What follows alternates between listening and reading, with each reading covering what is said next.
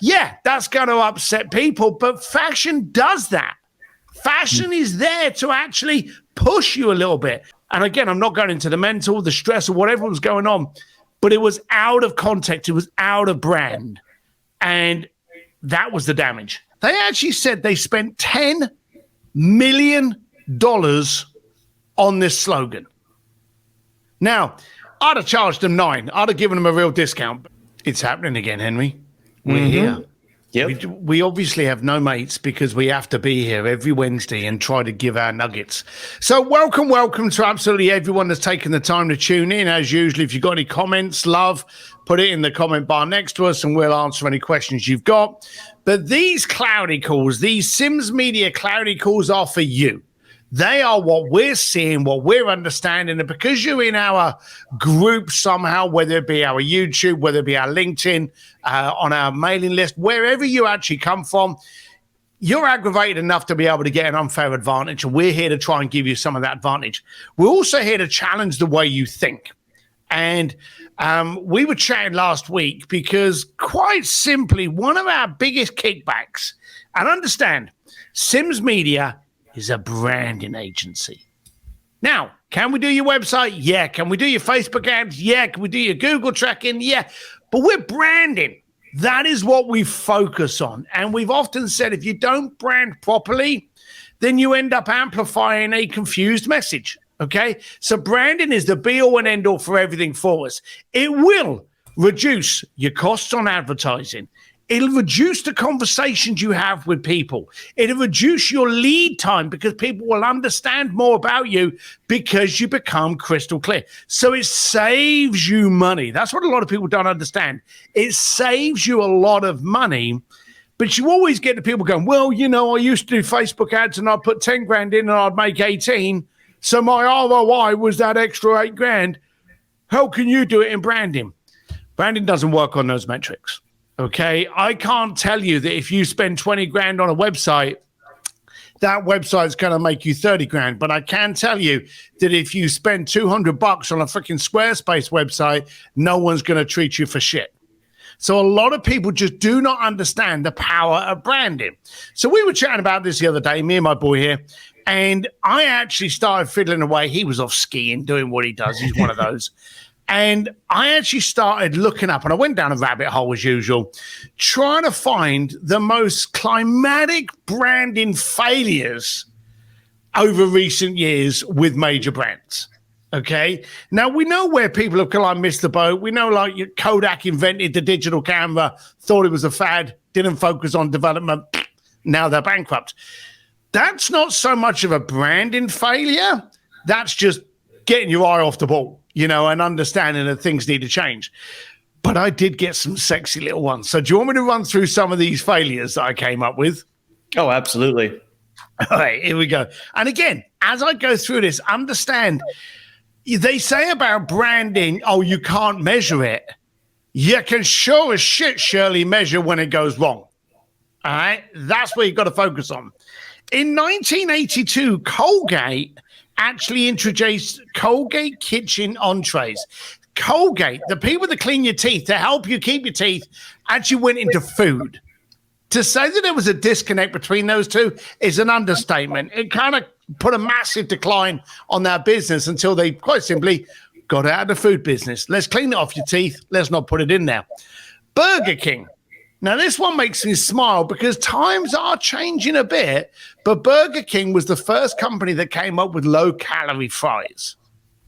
Now, you don't go to a fast food restaurant because you're concerned about your weight consumption. Now, there's a lot of places there now that do like Impossible Burgers and things like that. Mm-hmm. But I actually say that's also a taste thing. You know, we went through being a vegan for a while.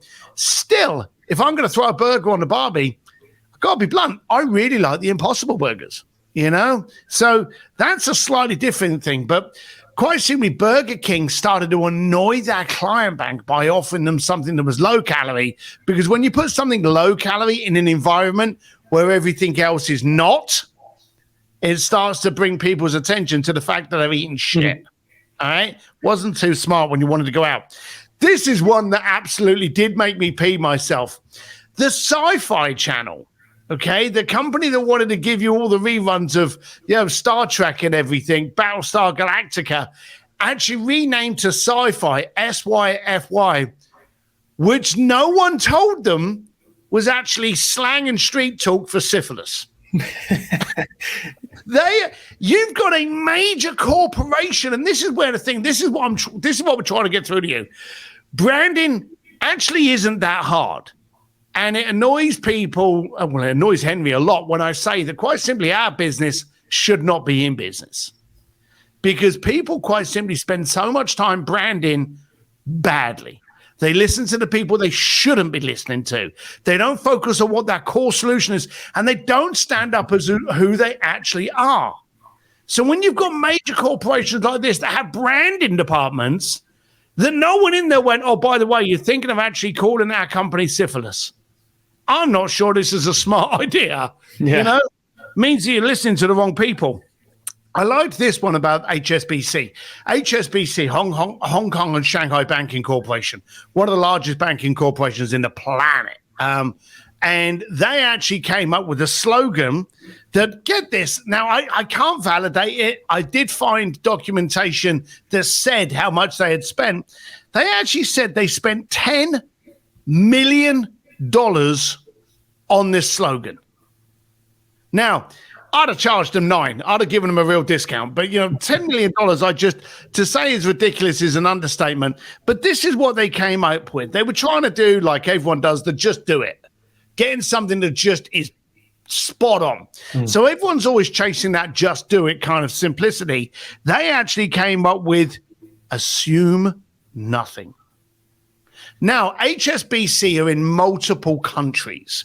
And as you know, because you traveled with me, when you go to places like Japan and China, they actually use the same alphabet, but the words are different, the pronunciations are different, and the meanings are different. So when you actually take that tagline, which was assume nothing, and translated it onto other Asian translations, it got translated into, and I like this one, do nothing. So you actually was about to put your money in a bank that openly told you, by the way, we're going to do nothing. And they only realized that shortly after. So they actually got rid of that. Here's an obvious brand faux pas, because we've spoke about it before. We spoke about Kanye West the other week, didn't we, on one of our calls? You want to listen to that, go back to that. That'll tell you, the pitfalls, where he was going, where it went wrong, and how the brand was bad. But let's be blunt. We know what Kanye's like. And politely, he's kind of a walking train wreck that we all like to watch because we're like, what's he going to do now? But the slap that was heard around the world was Will Smith. Yes. Now, there is no other Oscar event in history that was ever talked about as much as that slap. Now, had Kanye gone up and done it, you'd have been like, let's go. I reckon you'd have had 2 weeks out of that. Mm-hmm. But it is still hurting the Will Smith camp. Okay? Yeah. It still has changed him from that family figure where, roses and petals, everyone's a fan of Will Smith, meet him in the street, greatest guy in the world. And I've heard he is a really fantastic guy. And again, I'm not going into the mental, the stress, or whatever was going on, but it was out of context. It was out of brand. And that was the damage. It was out of brand. Had a rock star done it, had a punk rocker done it, had Tommy Lee had done it, Kanye West, Axl Rose should have gone, yeah, of course they did. And that would have been at the end of the conversation. But that came around. Here's another way of going completely over the other side. Tropicana. Now, Tropicana was always famous for that little boxes with the straw that you're stuck in. Kids took them everywhere. Tropicana was the little straw in a box, bang, there it is. They actually changed that carton to a plain white carton because it saved on too much color bleed and went generic.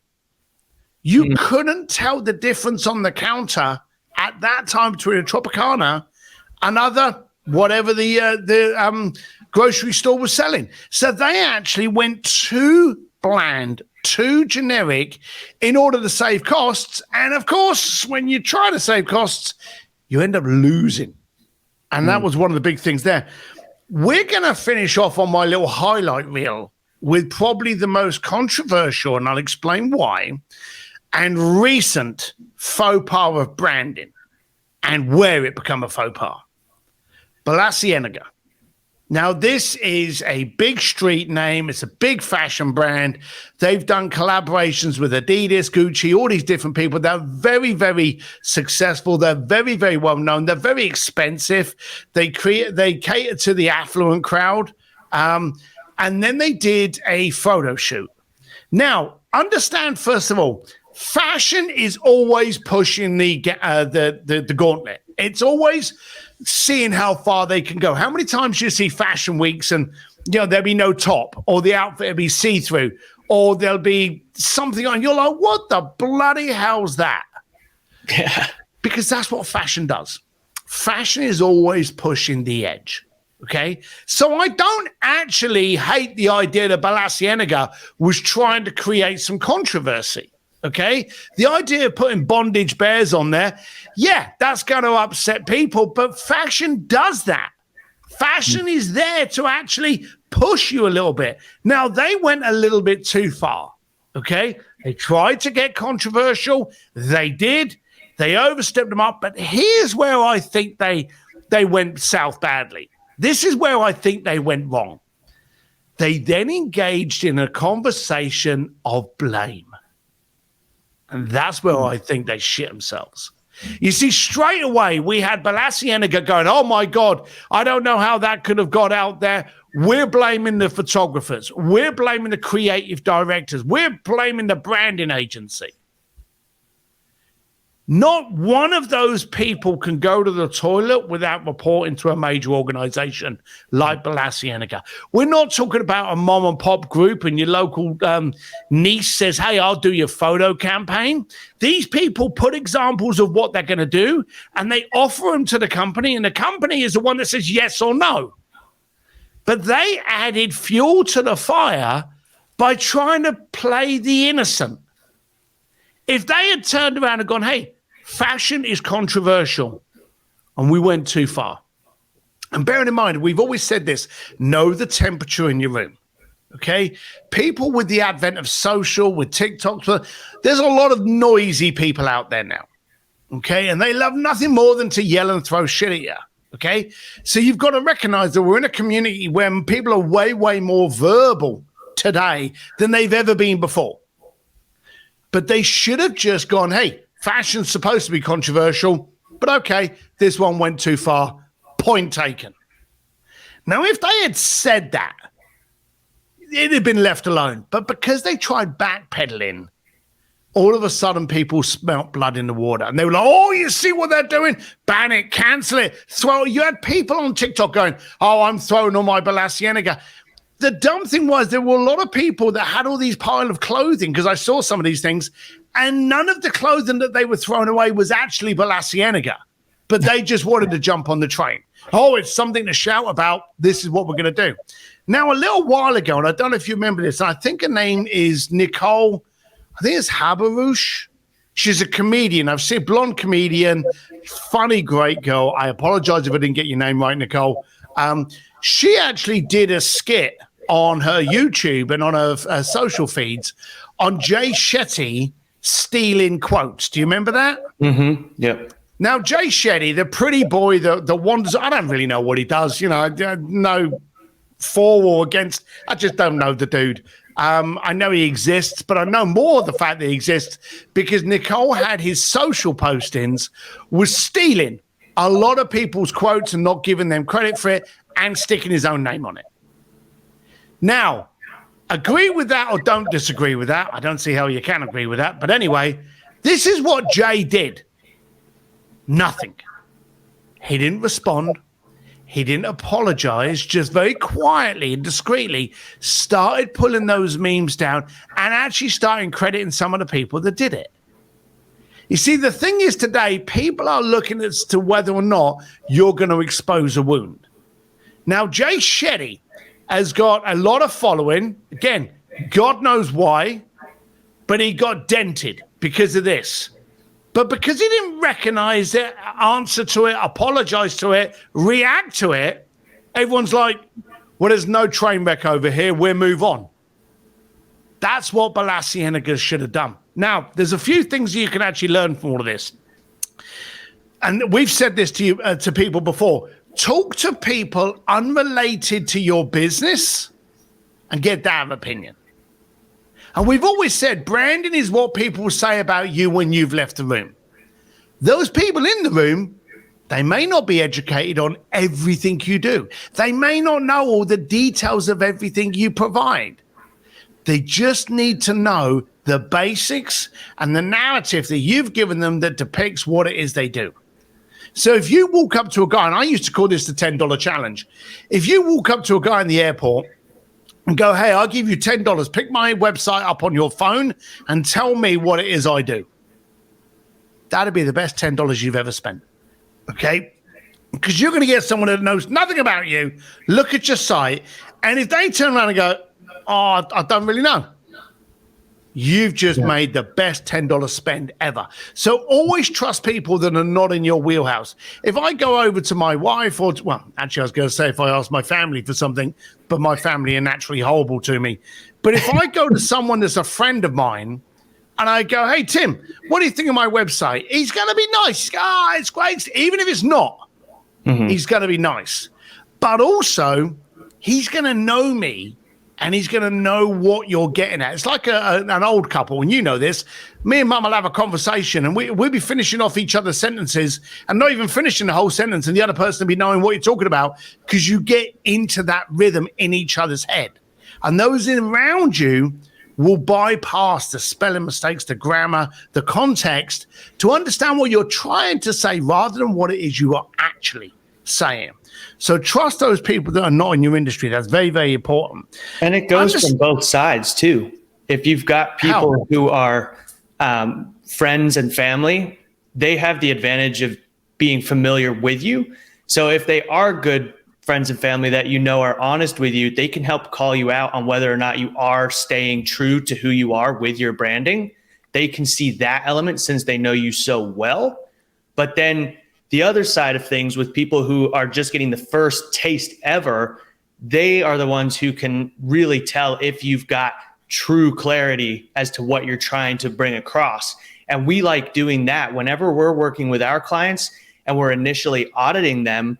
We throw their stuff around our whole team so that we can all get our insights as to like, who do they serve? How do they serve it? What's the vibe you get kind of thing, and get all of our feedback. Because if we're all different, that's none of our fault. It's the client's fault on how they're positioning and messaging their own brand. So we do that same side of things of getting a full, just blank opinion on what they see on first glance to know whether or not the branding is going in the right direction that we're trying to establish. I think that's perfect. And that's beautiful. I think one of the other problems that people have when they have a brand is there's this conversation on evolution of a brand. Okay, what you stand for, what you do, who you're serving, new technology, how it helps your business grow, scale, change, adapt, edit, tweak, whatever. But modernizing your company doesn't mean you need to change the core and the tradition of what it is you do and who you serve. Right. And I think that's where a lot of people get lost. They try to go, well, I've got to get with the new times. Mm-hmm. If what you do works, then maybe you've got to edit the conversation, but the core stays the same. Yeah. You know, Ford has never changed. It's the people's car. Okay. Coca-Cola has never changed from the syrupy, sugary drink that it ever is. Okay. So I think a lot of people, and it happens with entrepreneurs. Entrepreneurs are the worst. When everything's going well, that's when we look at it and go, oh, great, how can we fuck this up? Yeah. You know, entrepreneurs commonly look at everything that's going well and then get involved. We're our own worst enemies. We're also terrible because we think we know our shit best. Mm-hmm. And I recall when I had Bluefish, I had a website designed based on what I thought I wanted. And I had an independent friend of mine who actually gave me something that what he thought I stood for, and I fell in love with it.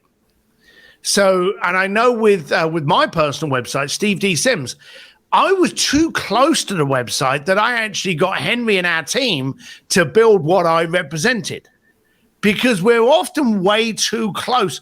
But we look at that as a weakness. And I don't think we should, because let's be blunt, branding is a skill.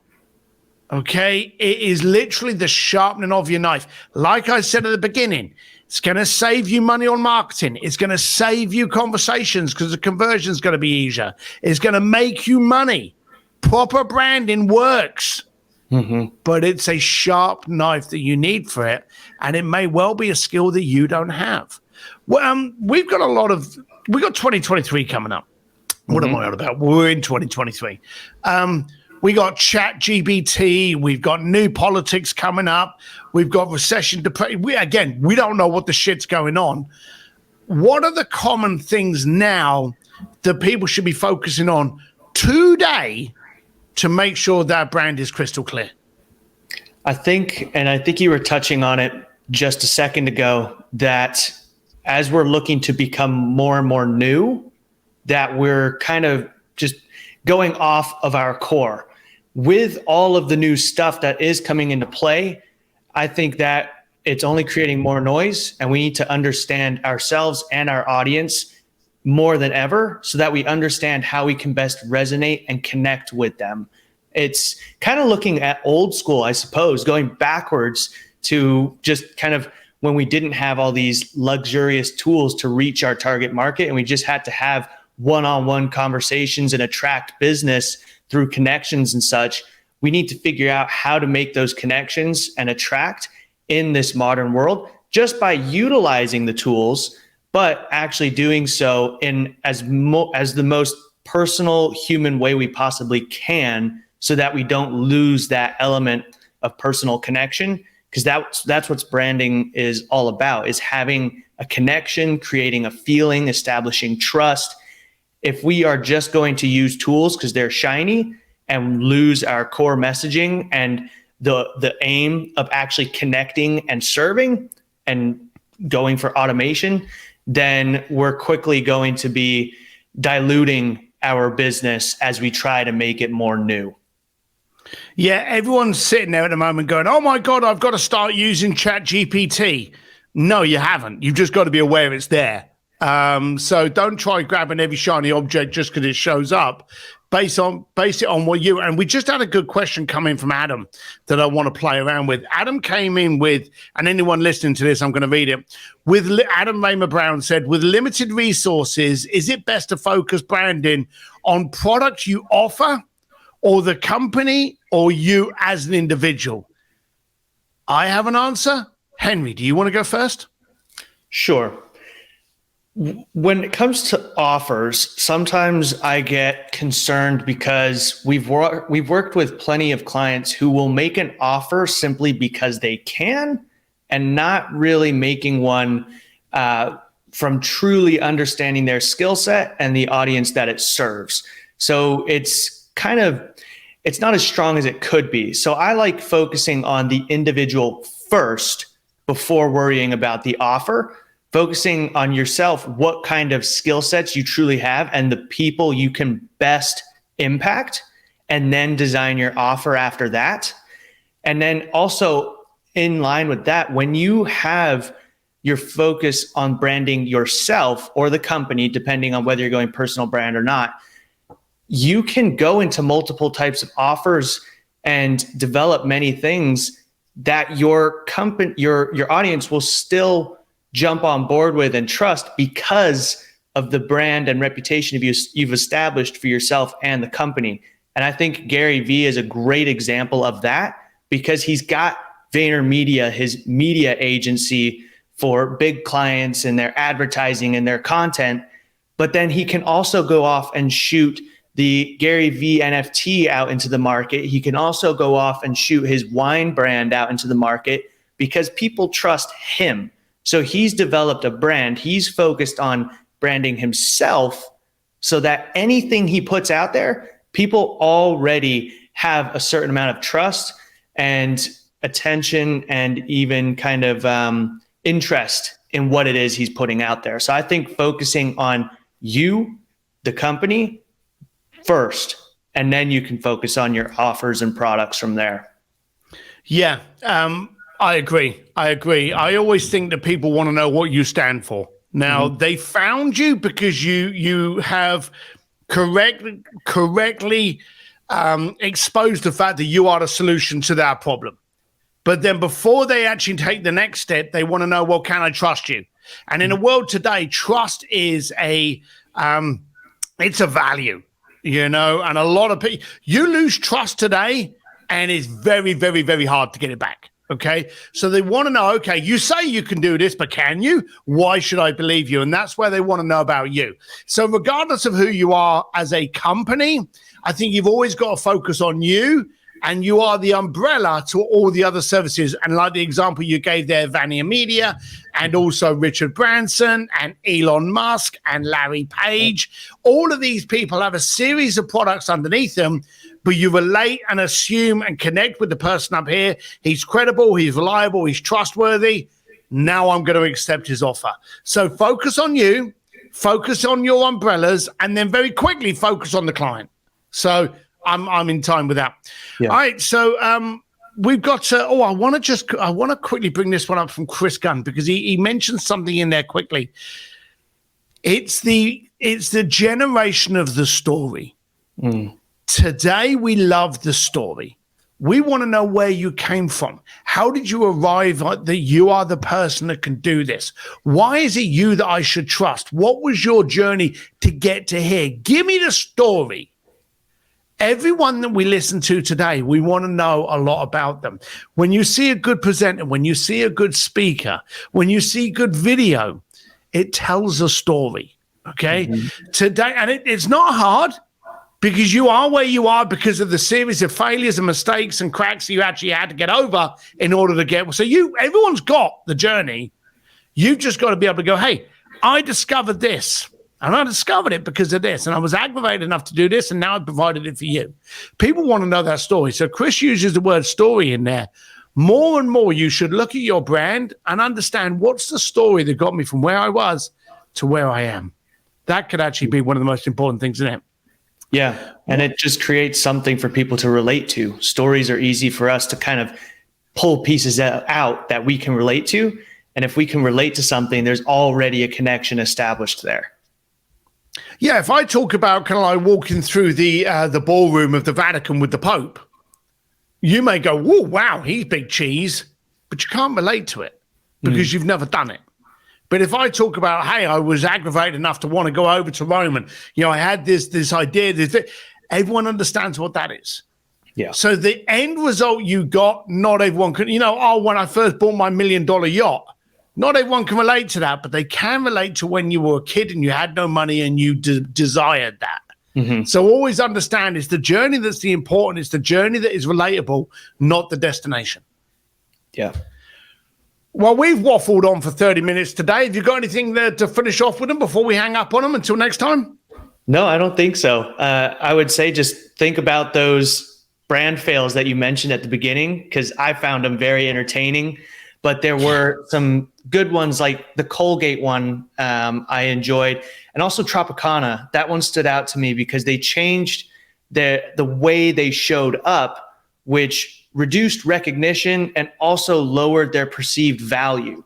So when we talk about branding and people think about just pretty images and such, it's more than that. And they changed how they appeared. Not only did that just affect how easy it was to recognize them, but people saw them lower value. When we think about generic, that's what we think about. So they all of a sudden just destroyed their perceived value by just changing how they showed up a bit. So think about everything you're doing, how you're showing up.